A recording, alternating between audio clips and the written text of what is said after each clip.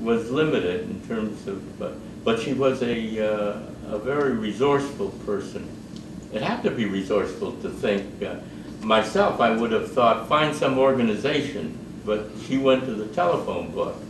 She looked for Shapiro. And looked for Shapiro's. Well, Detroit has a lot of Shapiro's. Right. Albert Shapiro was my uncle. Yeah. And she went down the list. I don't know how many she went down, but I do remember her telling me it wasn't the first one. It was several down. Each one of them, she'd give them the information that she had, the limited information that she had. And lo and behold, she reached a point where somebody said, yes. You know what? I mean, that's how Linda found you. Yeah. Well, exactly. Except they didn't have the internet back then. Yeah. Yeah. Right. Exactly. But there are more Shapiros. There are more Shapiros in the world than there are. That is in the United States than there are Ayubs. Ayub is a very still an uncommon name in this country. Anyway, that's how it happened, and I always credit my mother with having done the real work.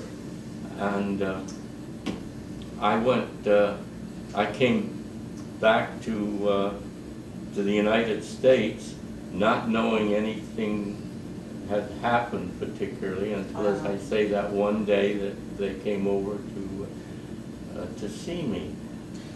They came to see you, like my mother. Your mother and her sister and her aunt came to my house, 7234 Tuxedo. Wow. They came to see my mother. Rabbi Levine lived on that street where your parents lived. And the Rabbi Levine and my aunt were very close friends. Oh, really? That I didn't know either. Yeah, that's what it was. That I didn't know either. On Dexter. Well, Dexter Boulevard. Oh, they lived on Dexter. That's near. That's not. Your parents lived on Dexter. No. My parents lived on Tuxedo.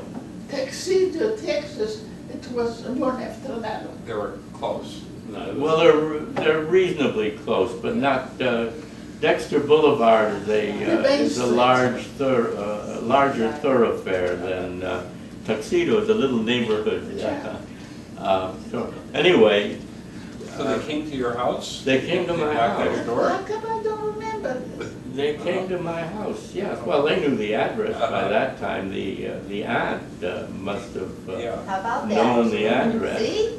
Yeah. And that's where And that's how you got, because I was surprised. I think my mother's cousin, my mother's aunt's daughter is still alive in Detroit, and she's the one who said that's you in the picture. Yeah.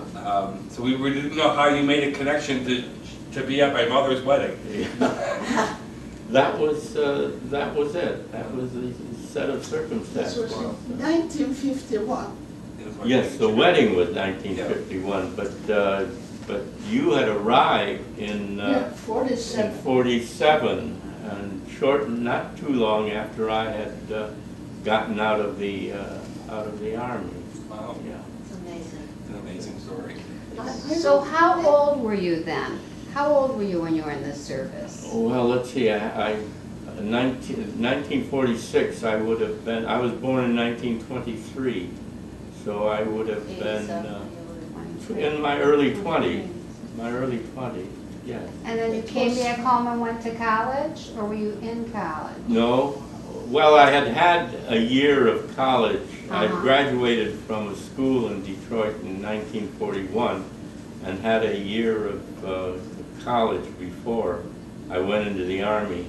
But then I was 1A and took some time off because I knew I was going to be, it was imminent that I'd be. You were going. So I quit college and worked in a Turnstead Corporation. What? My grandfather worked there. They made parts during the Tool war. and die. A factory? They did tool and die. Yeah. I was a timekeeper. Okay. As a matter of fact, I could have been, My grandfather worked there. what do they call it? I could have been exempted He's an from engineer for that the, school the, there. my supervisor came Turnstead. along one day. It's not, Turnstead in Detroit. you get They a did college munitions. kid who's being a timekeeper, who's Yeah. gonna be a lot more efficient than others. And he tried to persuade me to not go into the Army. He would get me an exemption. But when your friends are all going, I mean, I wasn't gung-ho about the Army, but your friends are all going, you Somewhere to go. weren't going to Yeah, stay, right. especially if you're as healthy as I was. So all kinds of little events, so accidental events led to my being in that place at that time. But the most important one was having studied German, Right. because otherwise you would not have been interested in me for that. The captain would not have been interested in me for that position. Did you work before you were in the DP camp, where were you during the war?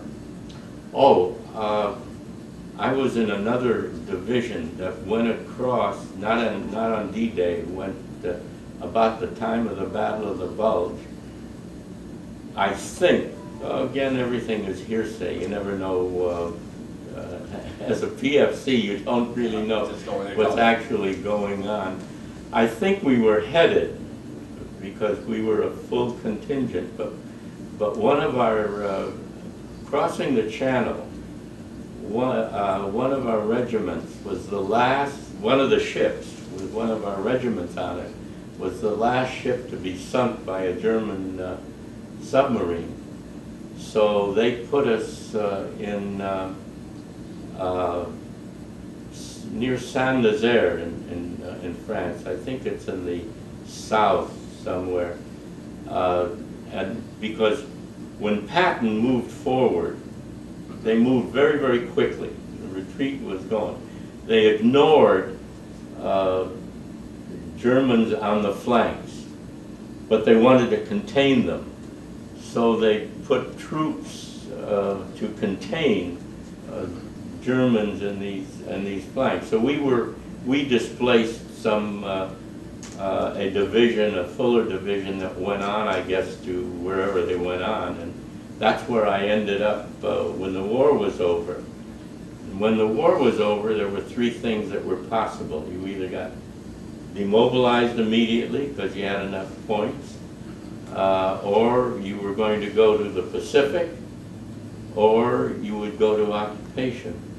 As it turned out, I was sent to another company, another division, for purposes of occupation. That too was an extraordinary series of accidental events. So when you came home, then you continued your college education, which, by the way, is how I found you. You critiqued some book in 1964 on Arab and Jewish something, because there are a couple people with your name on Long Island in New York, doctors. Different middle initial. That's why I use Maybe, on I the think internet. had middle initial. That's why yeah. on the internet I use my middle initial, which I never use otherwise, because it's the only way to distinguish me from a couple of Victor Ayub, who took me by surprise. Mm-hmm. Yeah. Mm-hmm. Yes, but I taught here at Antioch College when it was in operation. I taught for 30 years at the college. So Yellow Springs, for all intents and purposes, has been my home, because I haven't been